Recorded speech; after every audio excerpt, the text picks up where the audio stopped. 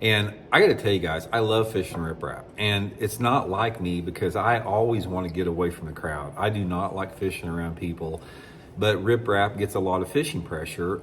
The reason that I sort of make an exception for riprap is fish use it all year long. Riprap is one of the top bass fishing structures on any lake that you go to. There's a lot of cover for them. Depending upon the riprap, it can have some proximity to deep water. You got a lot of cover with the rock cover down there. A lot of times these riprap areas are around like over, bridge areas that have current coming through there. Riprap is just a magnet for fish. I mean, the rocks get a lot of algae and plankton on there, which attracts bait fish. A lot of perch use riprap. It's just a lot going on there. And there's not a single month of the year that you cannot catch them on riprap. But I really like fishing riprap during the cold weather months when the water temperatures in the 40s and 50s is my favorite time of year to fish riprap. That's the time of year you can catch the best fish on. So I'm going to show you guys, I'm going to show you my 4 lures that I usually use on riprap, and then I'm going to give you all some tips and advice on how to break riprap down and what to look for with it. Okay, so my first bait, one of my favorites, guys, is this old Lure Jensen speed trap. And also, guys, I'll link all these baits in my Tackle Warehouse link in the description of this video if you want to try them.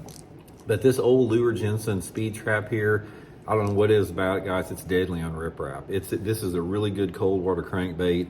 Most of the time, I do put some type of like lead strips on the bottom of it so it doesn't float up. It will float up unless you do that.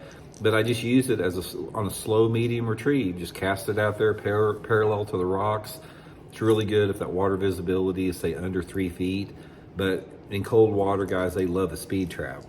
Now, right along with that is my other crankbait. I got 2 crankbaits here, is the Megabass Flap Slap. Now, this is a flat-sided crankbait. Looks just like a threadfin shad. Comes in a lot of different colors. And this Flap Slap is another really good riprap bait. Same thing as with the speed trap. I just throw it out there and make parallel casts to the bank. I'm really trying to target sort of that 3 to 5 foot zone. And for the Flap Slap and for the speed trap, again, I want water visibility less than 3 feet. Probably about 1.5 to 2 foot would be ideal with that. Okay, the next one, guys, is a jig. Just a full-size jig. Got my Block It throwback jig here. I'll link it in the description. Brown and orange with a green trailer is my favorite in cold water. And if those fish are not in a chasing mood with the crankbait, you can take this jig and just methodically pitch it and flip it along the whole riprap area, work it down into anywhere between 3 to 10 foot of water, and just pick it apart. A lot of times those bass are feeding on crawdads on the riprap. Jigs are a really good lure for it. So